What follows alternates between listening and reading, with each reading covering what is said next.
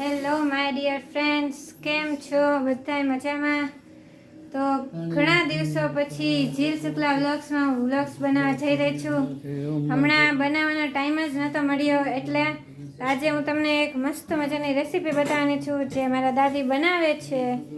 તો એક એવા પ્રકારની રેસીપી છે કે જેને ભાવતી હોય ને ભાવે, ઘણા મોટાભાગના નહીં ભાવે.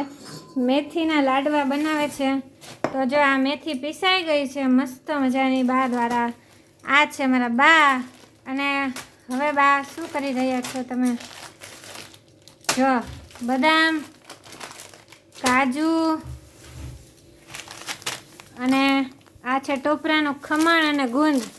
તો હવે બા મસ્ત મજાની રેસીપી બનાવવા જઈ રહ્યા છે. હું તમને ડિટેલ રેસીપી આપીશ. અને કાજુ એકદમ કટકા જ લીધા છે. એનું રીઝન એ છે કે આપણે હમણાં મારા દાદી છે એ અમે આ ક્રશ તો નહીં કરીએ, પણ જે પહેલાંના જમાનાની રીત હતી એમ દસ્તાથી આ ખાંડશું એટલે કાજુને વધારે વાર ન લાગે, એટલે મેં પહેલેથી કટકી જ લીધી છે. તો આ મારા દાદી કરી રહ્યા છે. મને એમ થાય છે કે હું થોડીક હેલ્પ કરાવી દઉં. તો જો આટલું મસ્ત મેં ટોચી નાખ્યા છે. મસ્ત થઈ ગયું છે કાજુ ને બદામ. પણ એક બહુ મોટી લપ થઈ ગઈ છે કે સવારે જ મેં પરોઠા અને ગોળ ખાધા. ગોળ ખાધું તો મને ત્યારે ગોળ પૂરો થઈ ગયો, એટલે અત્યારે બધાને યાદ આવ્યું કે ગોળ તો થઈ ગયો છે પૂરો, એના વગર તો બનશે નહીં. તો હવે પપ્પા ગયા છે ટ્યુશનમાં અને એની પાસે મગાવ્યો છે ગોળ. જેવું એ પૂરું થશે ઘરે આવશે એટલે લેતા આવશે. તો આ થોડોક પ્રોગ્રામ પોસ્ટપોન થઈ ગયો છે.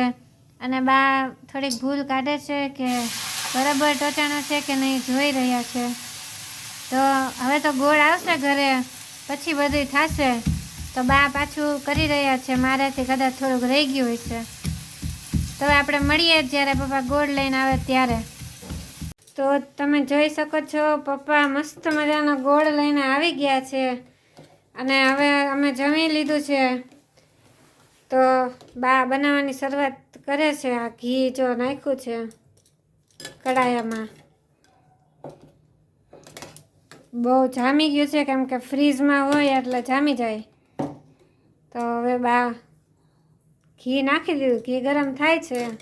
આગળને આપણે હું પણ જોતી જઈશ પ્રોસેસ અને તમે પણ જોતા જાઓ. તો જો હવે બાએ આમાં લોટ નાખી દીધો છે ઘીમાં. મસ્ત મજાનો લોટ શેકાઈ રહ્યો છે. જો ઘીની વધારે જરૂર પડશે તો બા નાખશે. ઘી પણ ગરમ કરવા મૂકી દીધું છે. આ જો ઘી ભેંસનું ઘી છે એકદમ મસ્તીનું. શિયાળામાં તો આવી આઈટમ ખાવાની બહુ બધી મજા આવે ગરમ ગરમ. તો લોટ શેકાઈ રહ્યો છે તમે જોઈ શકો છો માય ફ્રેન્ડ.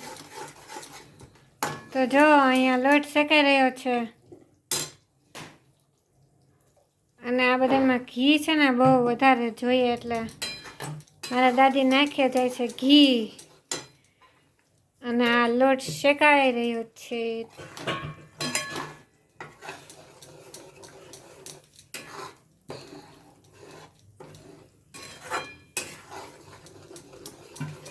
આને હલાવવું પણ પડે એકદમ.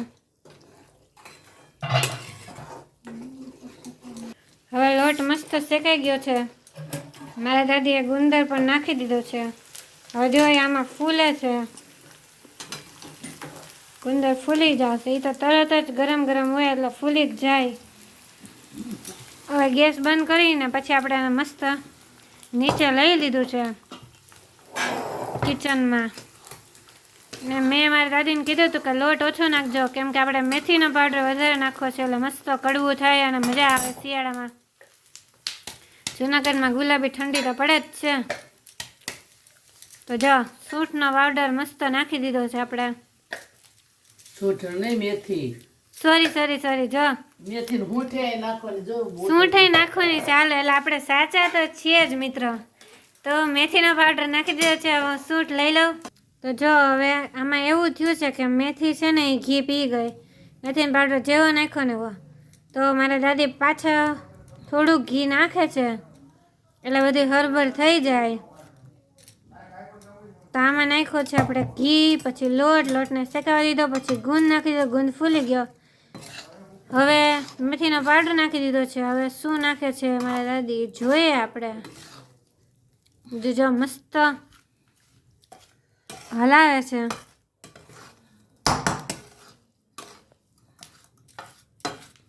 સૂંઠ ગોળ. હાલો હવે નાખશે ગોળ થોડો. બહુ નથી નાખો ને, અડધો કિલો નાખ દો, રેવા દો થોડો. તમને જેમ ઠીક લાગે એમ. આમાં ગોળની સાથે સાથે સૂંઠ પણ નાખી દીધી છે. હવે હલાવવાનું છે એટલે ગોળ ઓગળી જાય. હવે જો ટોપરાનું ખમણ નાખી દીધું છે અને ગાર્નિશિંગ માટે મેં જે બહુ મહેનત કરીને કર્યો તો ભૂકો કાજુ બદામનો એ પણ નાખી દીધો છે. મસ્ત ગાર્નિશિંગ થઈ જશે. હવે તમારે આ ગાર્નિશ કરવું હોય ને તો આ બે નાખી દેવું અને ટોપરાનું ખમણ નાખી દેવું. એટલે જો તમારે બહુ મસ્ત બને.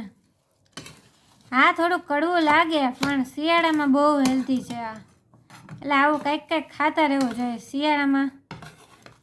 ખાવાનું વધારે, એમાં આપણે ગુજરાતી છીએ એટલે તો વડે દેખાતા હારું. હા, જો મારી દાદી કહે છે મેથી કમરમાં બહુ કામ કરો. મેથી કમર દુખાવામાં, હાંધાને દુખાવા, જો એ બધા માટે બહુ મેથી સારું. લાડવા એટલે જ ખવડાવે. એટલે આ ખાવ, તાજા માજા થાવ. થોડુંક કડવું લાગે તો કાંઈ વાંધો નહીં, પણ બહુ મજા આવશે આવી રીતના બનાવશો ને. એટલે થોડુંક કડવું લાગે તો ગોળ વધારે નાખી દેવો. નાખો જ ગોળ. ના આપણે તો કડવું જ કરવું છે એટલે મજા આવે. તો આ તો આજનો મારો બ્લોગ બની ગયો છે. આપણી મેઇન આઈટમ ઢાળી તો દેવું છે હવે લાડવાવાળો. ઢાળી દઈએ. એટલે મેં કીધું તો તમને લાડવા, પણ હવે સુખડી બનાવી દઈએ છીએ. આપણે તો ખાવાથી કામ છે, લાડવા હોય કે સુખડી હોય. તો આ બની ગયું છે આપણું. અને મારા દાદી જો મને ચાખો આપે છે તો આપણે ટેસ્ટ કરીએ ને પછી વ્યુઅર્સને કહીએ કે કેવું છે. બહુ જ મસ્ત બન્યું છે અને અમે થોડું કડવું રાખ્યું છે મજા આવે એટલે. તો આ બની ગયું છે અને આ જો ઢાળે છે. તો આ હતો આજનો મારો વ્લોગ અને આ રેસીપી સાથે. તો ખાઓ પીઓ અને મજા કરો શિયાળામાં. ઓકે બાય, મળશું નવા વ્લોગ સાથે.